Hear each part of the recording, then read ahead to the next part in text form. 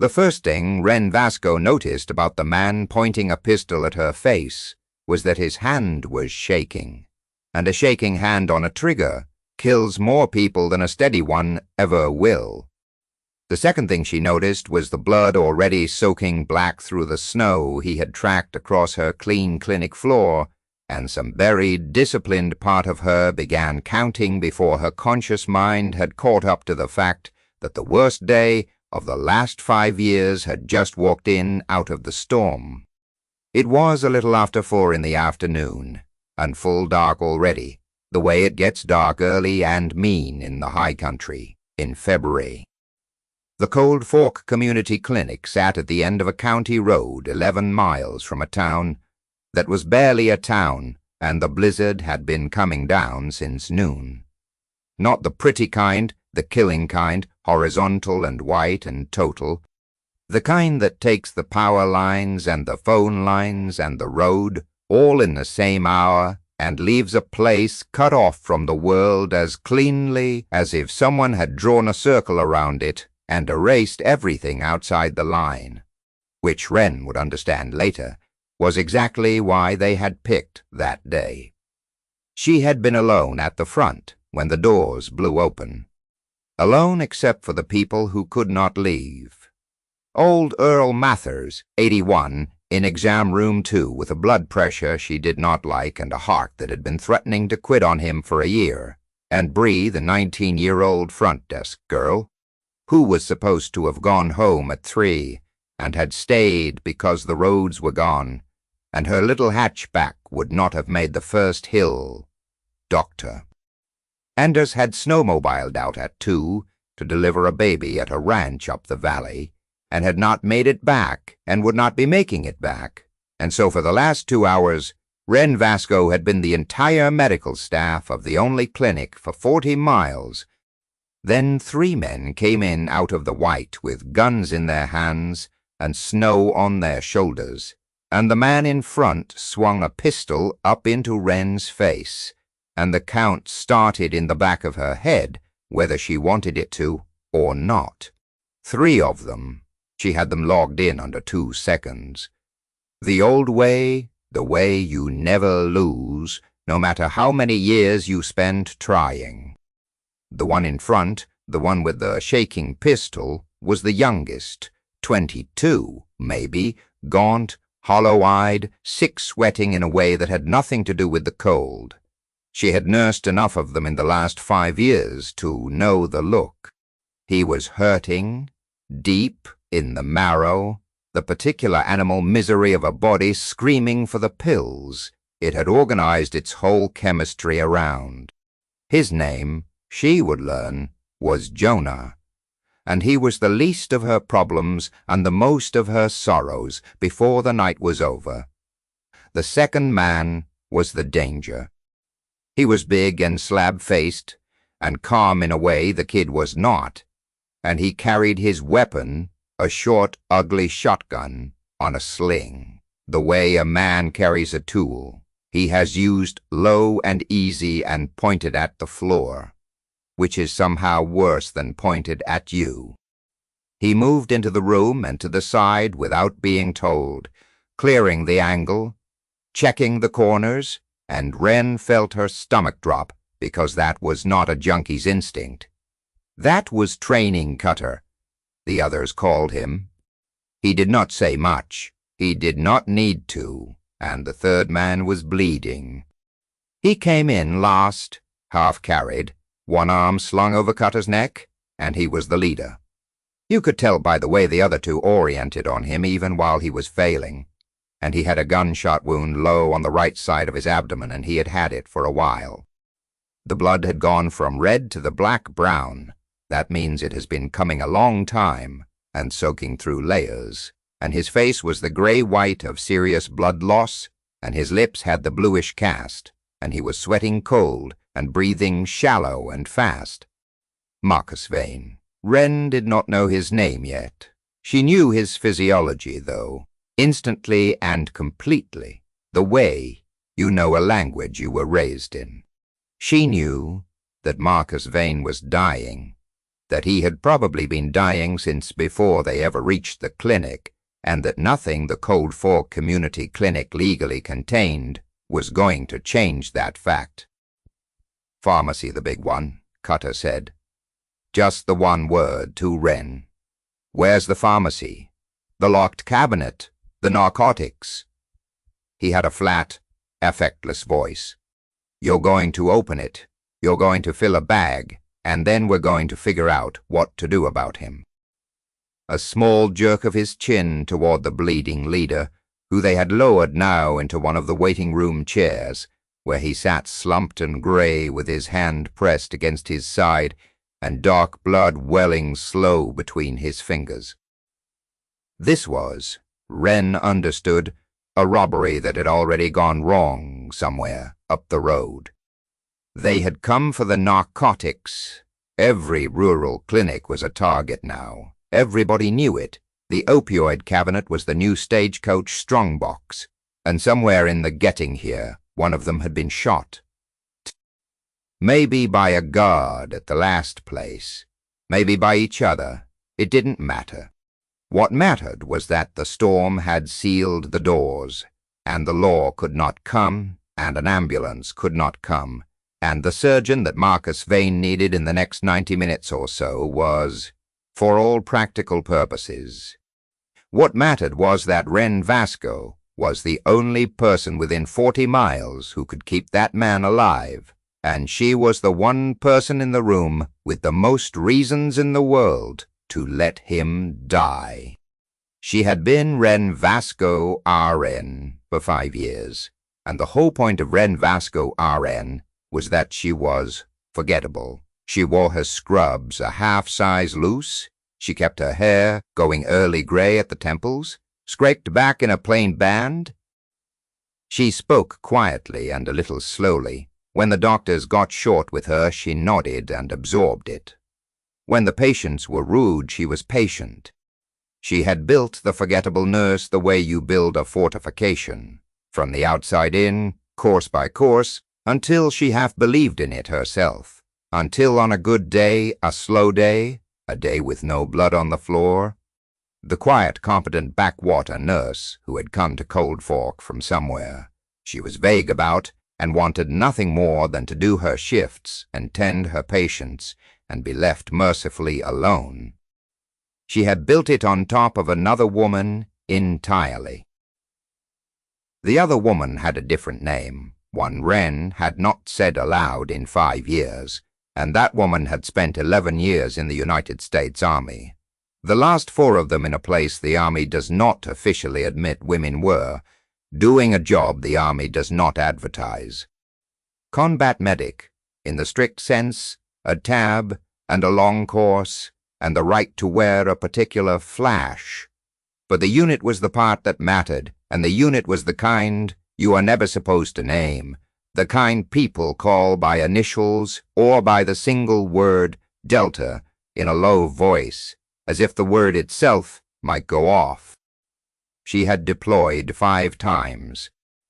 She had run trauma in places with no roof and no light and no second chance, with a weapon across her back and the surgeon a country away on a radio that cut out, and she had kept men alive on instinct and improvisation and a flat refusal to let the dark have them, and she had been, by the cold judgment of men who did not give such judgments lightly, one of the best in the teams at the one thing that mattered most when everything had gone to hell, keeping a body breathing long enough to reach a real hospital.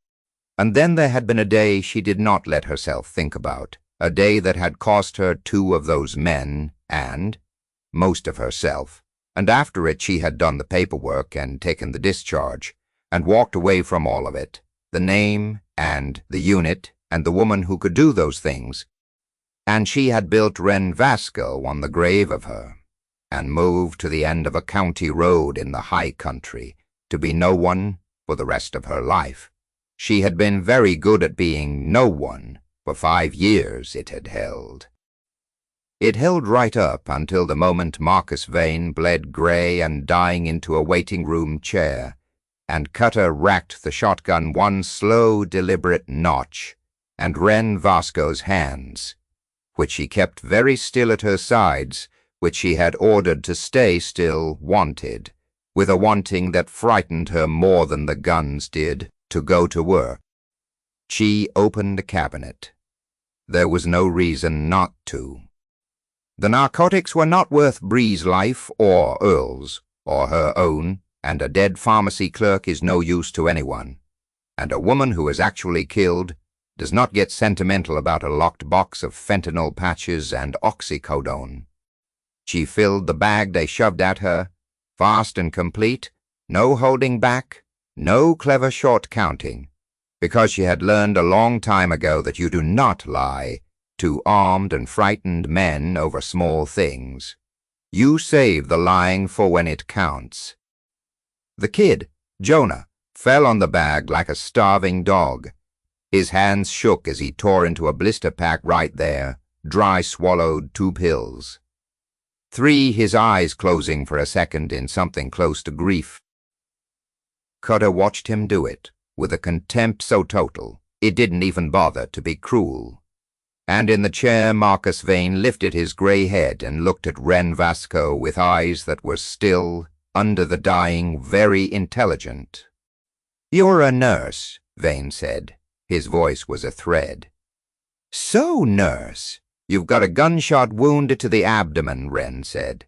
She kept her voice in the flat, quiet register of Wren the nurse. "I can see it from here. That's not something I can fix.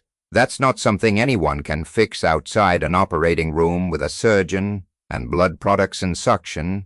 The bleeding's inside you, in places I can't reach with my hands or any tool in this building. You need surgery. You needed it an hour ago. What you need does not exist within 40 miles of this room, and the road is gone, and the phones are gone."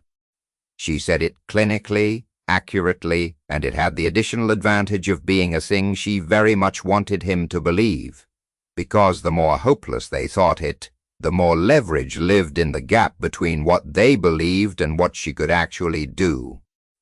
Cutter studied her. He was the smart one and the dangerous one, and she watched him weigh her words and not quite buy all of them. "Then make him comfortable," Cutter said. "Slow it down. Buy him time. You can do that much." "Some," Wren allowed. "Then do it." And Marcus Vane, grey and dying and still cold-eyed in the chair, said the thing that the whole night would turn on, said it through bloodless lips with a thin contempt that he had probably used his whole life to keep people in their place. A wet breath. "Maybe she just sits down over there and bleeds out with me. Maybe that's easier. Sit down and bleed out, nurse. Save us all the trouble." His mouth made something that wanted to be a smile. "You're not going to be any use anyway. Look at you. Backwater. Hands probably shake worse than the kids. It was meant to break her. It was the kind of thing men like Marcus Vane said, to keep the people around them small and afraid and obedient. Find the soft spot. Press it. Make them grateful, just to be allowed to be useful." He had no way of knowing he had said it to the wrong woman. He had no way of knowing that those exact words, "sit down and bleed out," were the words a different man in a different desert had screamed at her once across a courtyard full of dying, daring her, and she had not sat down then, and she had pulled 4 men back from the edge of it with her bare hands while the world came apart. And the memory of it went through her, now, like current. Her hands did not shake. That was the tell, if any of them had known to read it. The kid's hands shook. Cutter's were steady, but Wren Vasco's hands, when Marcus Vane told her to sit down and bleed out, went absolutely, perfectly, professionally still. The stillness of a thing that has found, after 5 years of pretending otherwise, the exact work it was built for. "All right," she said quietly. "I'll need my kit, and I'll need you to do what I tell you. When I tell you, without arguing. That's the only way this goes anywhere but the floor." She went to work, and the room changed. It is a thing people who have never seen it do not believe. The way a true professional under fire stops being one person and becomes a set of priorities executing in order. Wren did not decide to do it. It did itself. The channel cut so deep by 11 years and 5 deployments that 5 years of disuse had not silted it in at all.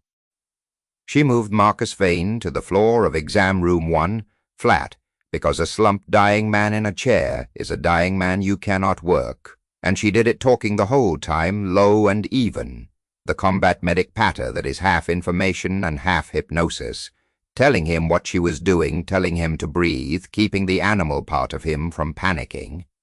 Because a panicking patient bleeds faster and fights you. She cut his shirt away with the trauma shears from her kit, one clean stroke, and looked at the wound, and the looking told her everything. Single entry, low right quadrant, no exit she could find. The round was still in him, and it had been tumbling through liver, or bowel, or the big vessels back there, and the slow, steady welling told her the pressure was internal and rising. She had been right. This was not a wound her hands could close. The bleeding that would kill him was happening in a cathedral she had no door into. But there is a difference, and it is the whole of the difference between a panicked bystander and a combat medic, between a wound you cannot fix and a man you cannot help. You cannot stop the bleeding inside Marcus Vane. You can do everything else. You can stop the lesser bleeding you can reach, the torn vessels in the wall of muscle, with hard direct pressure and the hemostatic gauze in her kit packed into the track of the wound, where it would do good and not as a panicked amateur would, into the belly, where it would do nothing. You can lay him flat and keep his legs from going cold. You can fight the thing that actually kills most people who bleed, not the blood loss itself, but the cascade that follows it, the cold, and the acid and the failure of the blood to clot.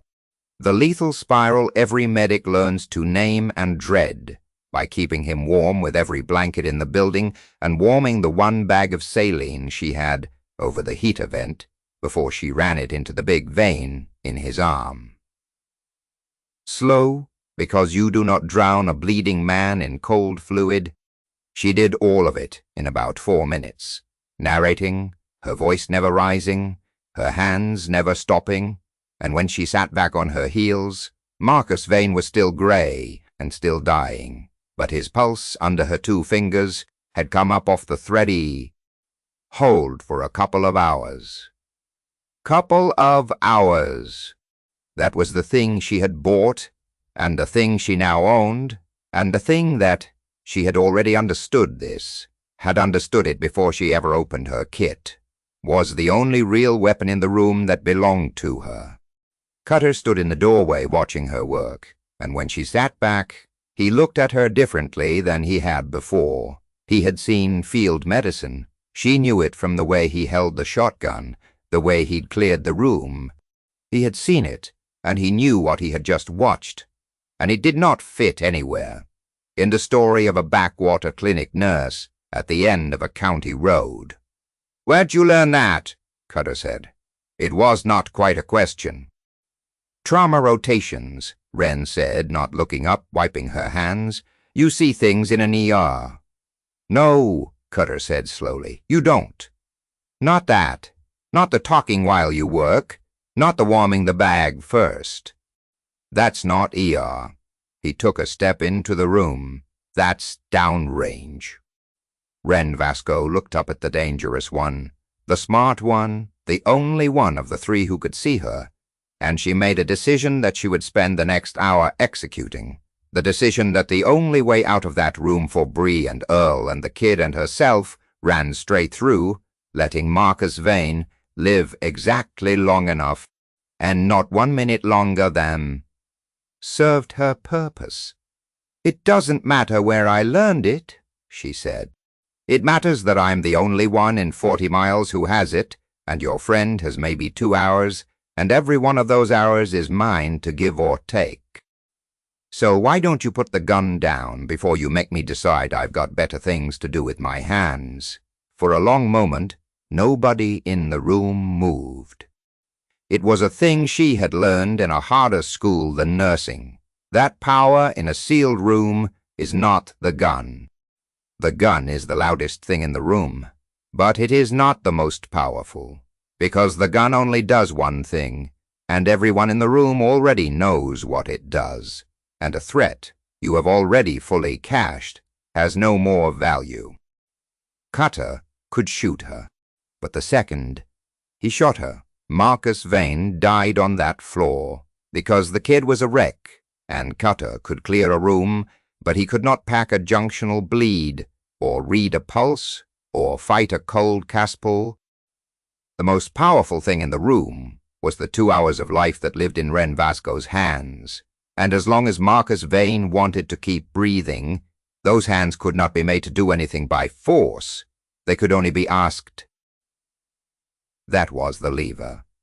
She set it, and she leaned on it slow, the way you bring along a thing that could break.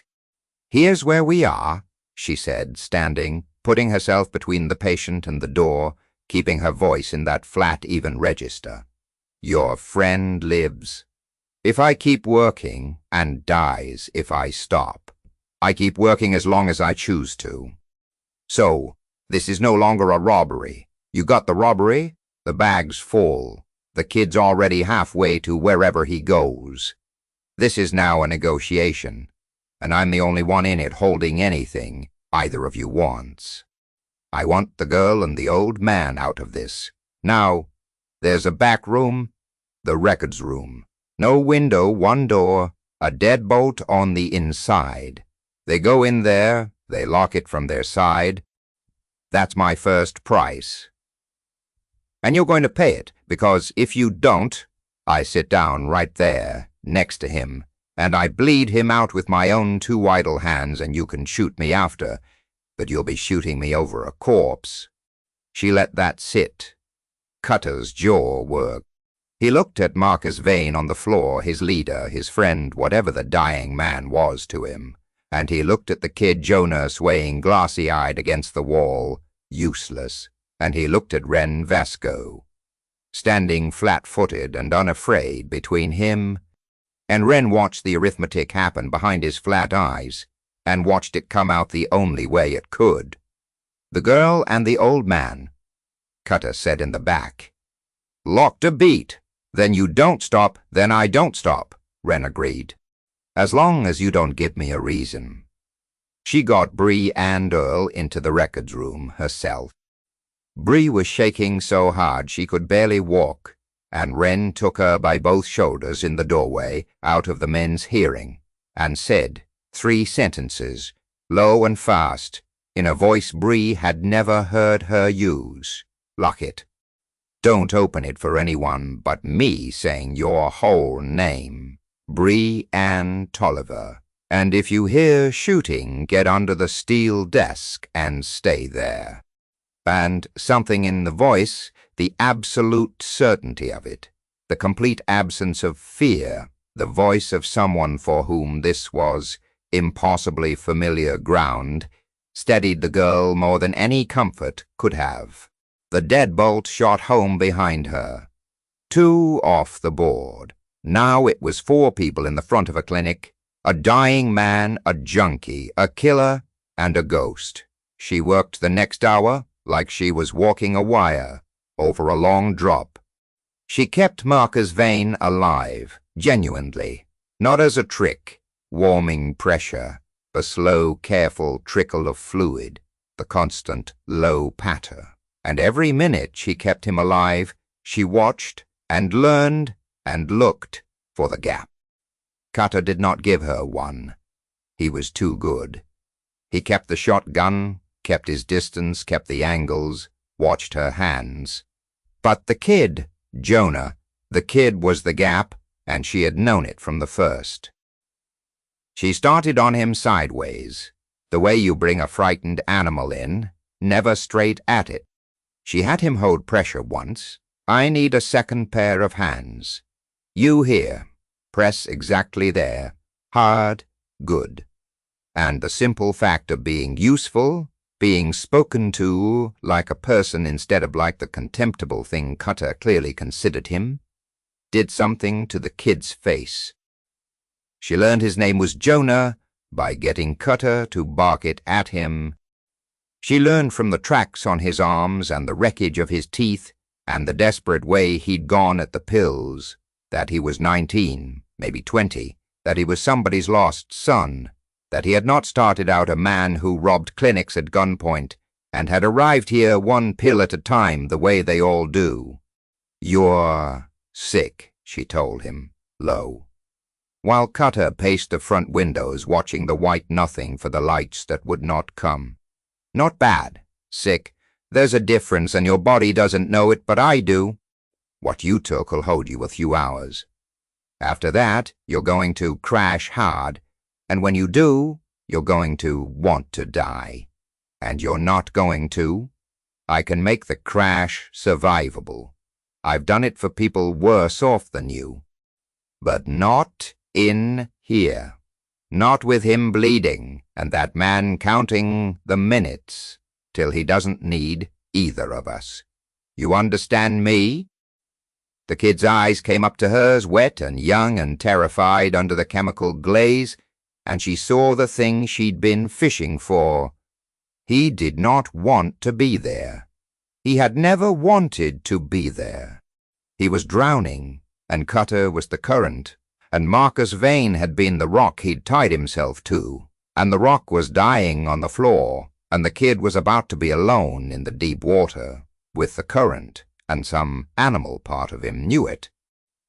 "He's not going to let anybody out of here," Jonah whispered, so quiet, so that Cutter across the room would not hear. "Marcus is dying, and when Marcus is dead, Cutter doesn't leave people behind. He doesn't. There were 2 guys at the place we hit, the pharmacy in Dell County. There were 2 guys, and Cutter didn't." He stopped. He was crying, now silent. The way the kid in the ghost story cried, the way the truly cornered cry.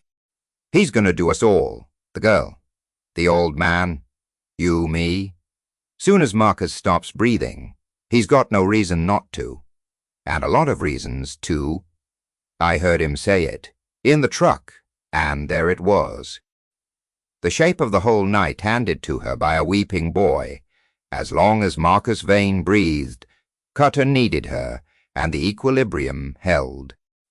The instant Marcus Vane died, the equilibrium died with him, and Cutter, a man who did not leave witnesses, a man who had already done it once that day in Dell County, would clean the room. Her leverage and the bomb's timer were the same clock. Every minute she kept Vane alive was a minute of safety she was buying, and a minute closer to the moment her own skill ran out and stopped protecting her. So she did 2 things in the next 10 minutes quietly, while Cutter watched the storm. She started, very slowly and very deliberately, to let Marcus Vane begin to die. Not faster than nature. She just stopped fighting quite so hard. She let the warmth she'd been banking slip a degree. She let the careful trickle of fluids slow. She did it because a dying leader is a clock she could read, and Cutter could not, and she wanted to choose the moment that clock ran out, not have it sprung on her. And she got the kid to tell her in whispers, against the wall, exactly where Cutter stood, exactly how he held the shotgun, exactly how many shells, exactly which pocket the truck keys were in. She debriefed a terrified teenager for actionable intelligence in the middle of a hostage siege, and the kid never even knew that was what was happening. He thought a kind woman was listening to him be afraid. The combat medic had surfaced all the way now, and under the medic, older and colder and never really gone, the rest of the woman the army had made was surfacing too. It was Marcus Vane who said it. The dying see clearly sometimes. Right at the end, the morphine of the body's own shutting down strips the world to its bones, and Marcus Vane, gray on the floor with his life running out the timetable, Wren was now quietly conducting, looked up at the woman kneeling over him, and saw at last what Cutter had only half seen. "You're not a nurse," Vane breathed. The contempt was gone. There was something almost like wonder in it. "I told you to sit down and bleed out, and your hands—" A wet, failing laugh. "Your hands got happy." "That's not a nurse. A nurse is scared of me. You were never scared of me. Not once. Who the hell are you?" Cutter turned from the window, and Wren Vasco, who had not said the true thing out loud in 5 years, looked down at the dying man and made the last calculation. The truth was a weapon, too. Held back, it was leverage. She had been saving it. The kid had just told her she had maybe minutes before the clock ran out on its own. It was time to spend it. "I did 11 years in the army," Wren said. She said it quietly, but she said it to Cutter, watching his eyes, because Cutter was the one it was a weapon against. "Combat medic. The last 4 with a unit you've heard of and can't say. The kind they send when it's already too late, and somebody has to keep the bodies breathing till the bird comes." She did not blink. "You knew it wasn't ER, Cutter. You said so yourself. Downrange. I've packed wounds in places with no roof while the building came down. I've kept men alive that God had already signed the papers on. I am the best your friend was ever going to get, anywhere, and the cruel joke of the whole thing is that even I can't save him. Because what he needs is a surgeon and a sky that'll let a helicopter fly, and he's got a backwater nurse and a blizzard instead." The room was dead silent, except for Marcus Vane's failing breath and the wind. "And here's the part you need to think about hard," Wren said, still to Cutter, her voice never rising out of that flat, even register.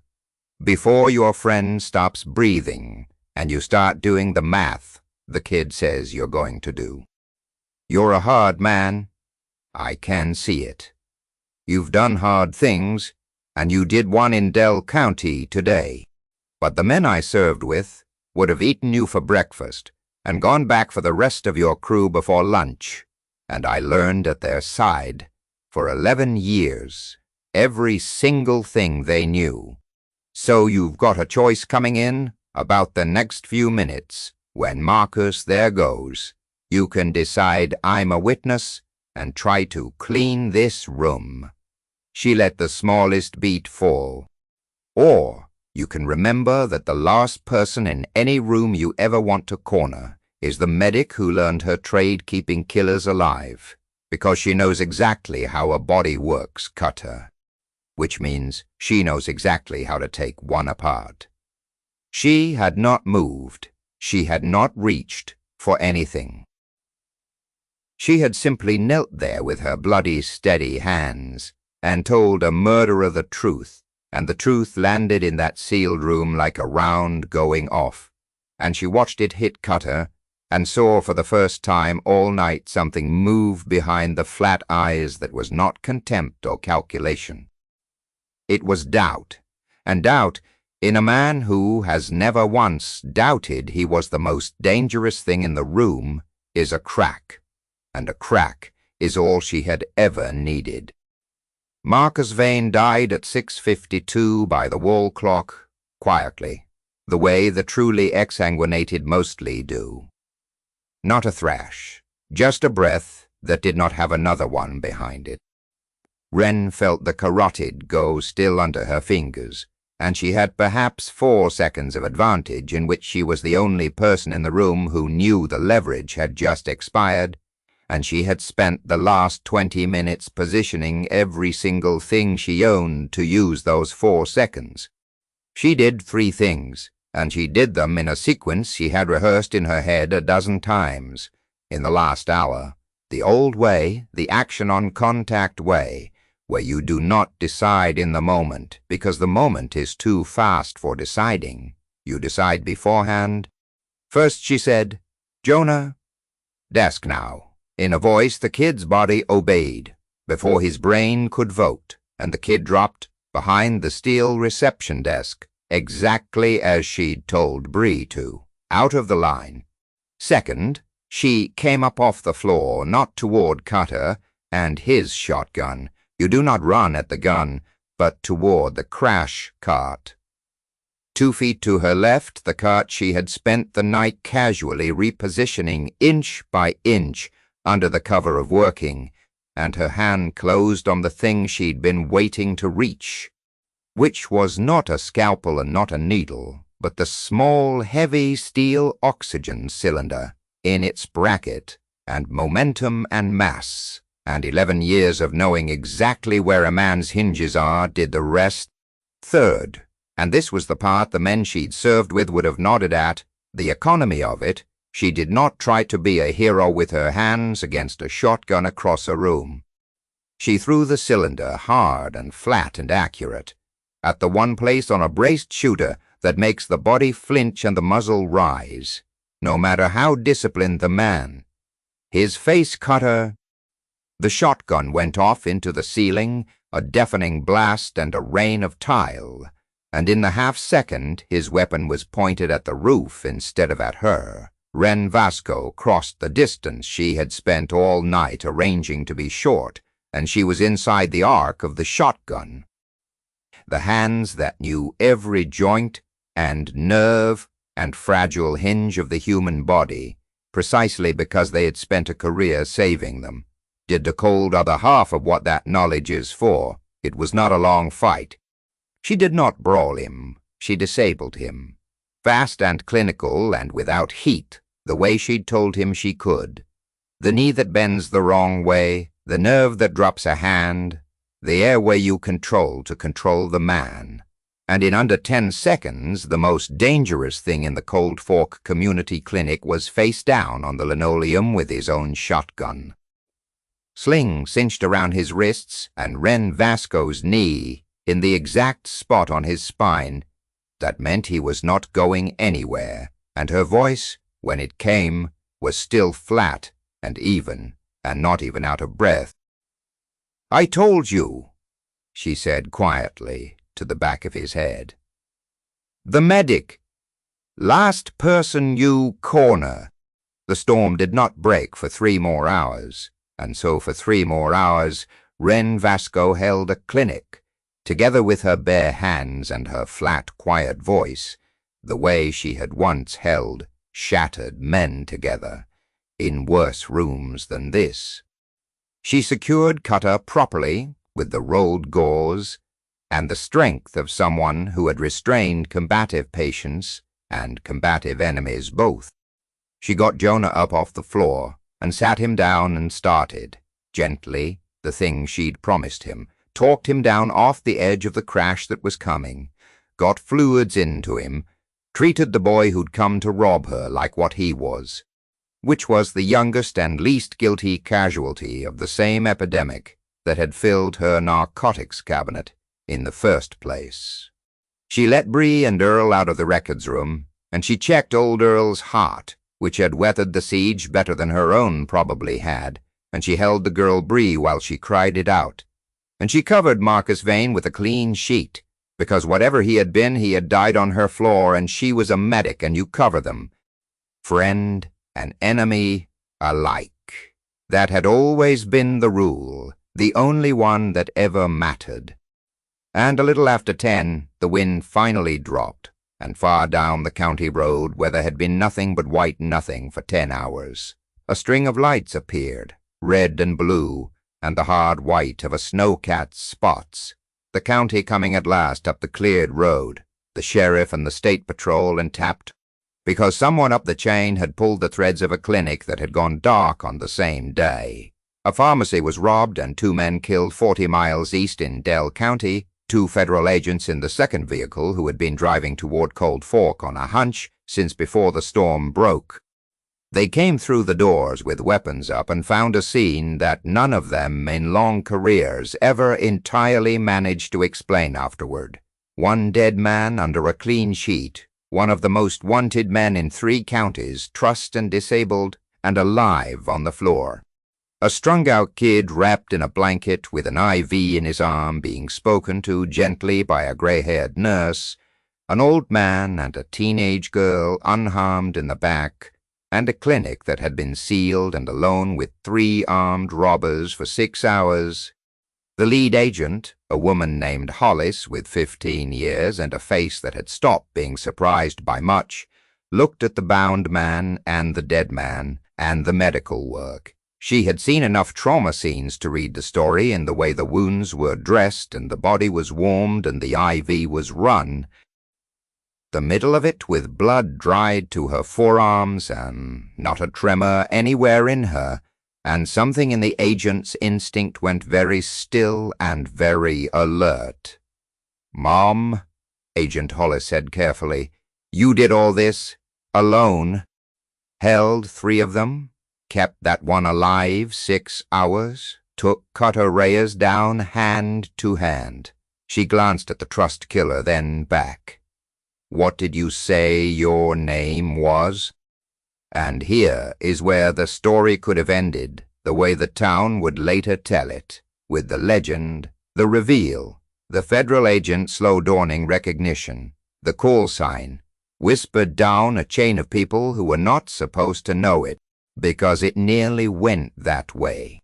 Agent Hollis ran the prints that night, when the lines came back up, and the prints kicked up against a flag, an old federal flag of the kind that only sits on the records of people who did the kind of work that gets flagged. And a name surfaced out of the machine that was not Wren Vasco, a name with a service record, most of which was redacted to black bars, and a unit designation that made a 15-year FBI agent sit back slowly in her chair at 2 in the morning, and a line near the bottom that read separated from service, and a date 5 years gone.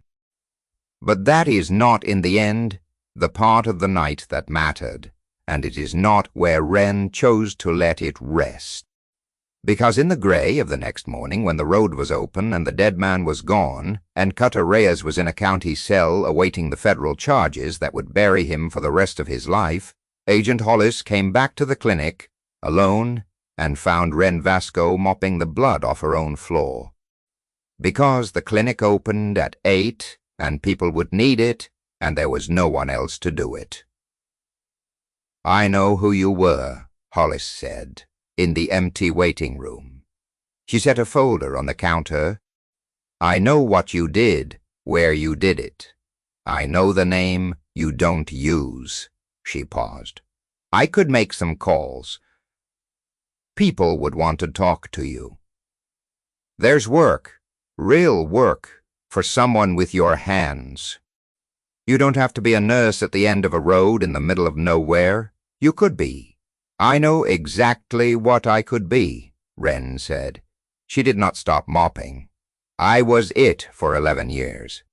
It cost me 2 friends and most of myself, and I gave it back on purpose, all of it, and I built somebody quieter on top of where it used to be, and for 5 years that held." She straightened up. She looked at the federal agent with eyes that had seen by now just about everything a pair of eyes can see and come back from. And last night I found out it didn't go anywhere. It was right there, under the quiet, the whole time. The hands, the cold, all of it. I could have turned this into the kind of night you write up. But you want to know what I actually did, when the worst of it was over, and I had a dead enemy and a beaten one and a frightened kid all on the floor in front of me? Hollis waited. "I covered the dead one, and I started an IV on the live ones, both of them, the killer and the kid. Same hands, same care." Wren almost smiled, and it was the saddest and steadiest thing the agent had ever seen on a human face. "That's the only piece of who I was that I ever actually wanted to keep. Not the taking apart, the keeping alive, and it turns out you can do that at the end of a county road just fine. Better even. Out here, nobody's already signed the papers. Out here, I get there in time. She bent back to the floor. Make your calls, if you have to. But the answer's no. I'm exactly what I want to be. Agent Hollis looked at her for a long moment. Then she picked the folder back up off the counter, the one she had not opened, the one with the black bars, and the redactions, and the name nobody said, and she tucked it under her arm, and she did a thing that was not in any procedure she had ever been trained on. She came to a kind of attention, just slightly, just for a second, the way you do, when you finally understand that the unremarkable person in front of you is standing on a foundation you will never be allowed to see the bottom of. And she said, "Yes, ma'am," very quietly, and she let it lie.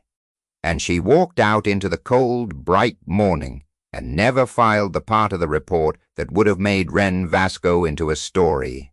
The clinic opened at 8. It opened because Wren Vasco mopped the floor and washed the blood from her forearms in the steel scrub sink and put on a clean set of loose scrubs and scraped her gray-streaked hair back into its plain band and unlocked the front doors at 1 minute before the hour.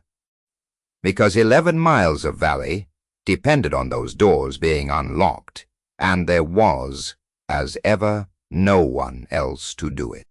Old Earl came back that afternoon to have his heart looked at properly and to tell anyone who would listen what the nurse had done, and Wren gently took his blood pressure and just as gently told him to leave the story be, and he didn't, of course, because it was the best story Cold Fork had ever had.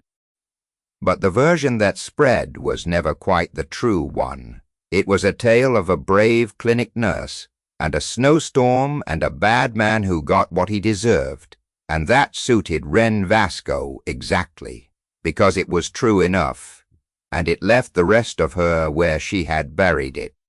Jonah did not go to prison. Wren made sure of that, made the calls herself, testified to what the boy had told her, and what he had not done, got him into the kind of program that might, with a great deal of luck and his own hard work, give a drowning 19-year-old a shot at 25. She drove 4 hours to visit him once that spring. She did not tell anyone she had gone. And on the quiet nights, the slow ones, the ones with no blood on the floor, Wren Vasco would sometimes stand at the front window of the Cold Fork Community Clinic and watch the dark come down over the valley and the high country beyond it, and she would think about a dying man who had told her to sit down and bleed out, and how he had never known how wrong, and how the not knowing had been, in the end, the thing that killed his crew and saved everyone else. She would think about the woman she used to be, the one with the other name and the black-barred file, and she would find, a little more each season, that she did not hate that woman any more, and did not fear her, and did not need to keep the door bolted against her, because it turned out they were the same hands. They had always been the same hand. One war taught them to keep the dying alive in places where the sky itself was trying to kill you, and one quiet clinic at the end of a county road let them do it at last for people. The sky might actually. The ghost of who Wren Vasco used to be did not come back that night to haunt her. It came back to remind her what her hands were for. And then it stayed. Quiet, folded down small under the loose scrubs and the plain hair band. Not a thing to be feared or fled, but a thing to be used.